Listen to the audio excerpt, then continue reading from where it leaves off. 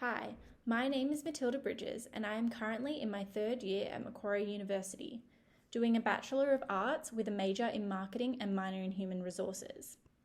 What initially drew me to this degree was the complex dynamic between achieving business goals while remaining ethical to business stakeholders. The balance between these two constructs has developed my own marketing philosophies.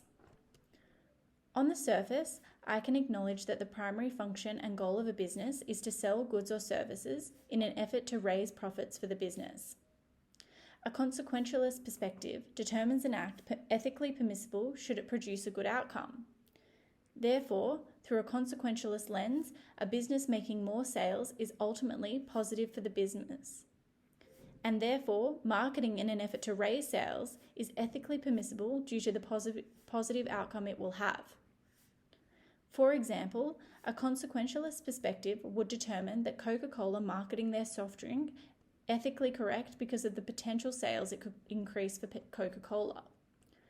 Although this philosophy aligns with the goals of a business, it fails to consider all stakeholders, including customers, suppliers, investors, as well as employees and the environment. Therefore, this perspective cannot be considered holistically ethical.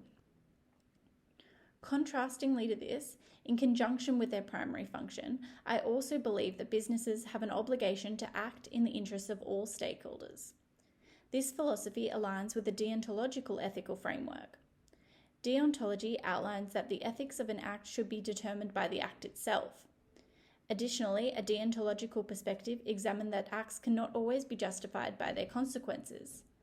Deontology supports that we have a moral obligation in some situations, and this must be maintained regardless of the potential outcome. Therefore, from a deontological perspective, businesses have a moral obligation to their stakeholders and should acknowledge this in their marketing.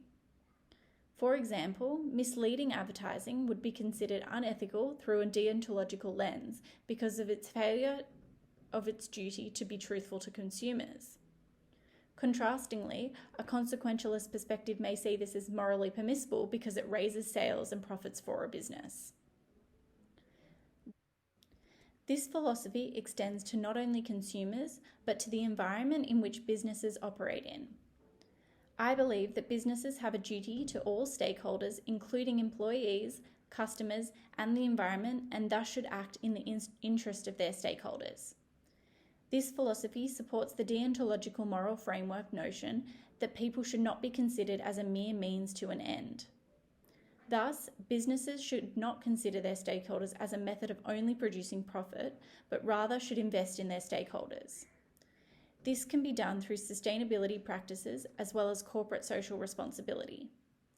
An example of a business taking on a deontological marketing philosophy is Google, who not only care for the environment through various renewable projects, but also show corporate social responsibility by promoting self-care and encouraging detachment from work, as well as participating in various mental health initiatives.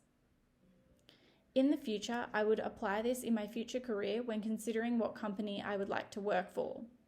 I think it is crucial to work for a company that has very similar ethical values to you, and therefore I would want to work at a company that considers more than just the profit of their business.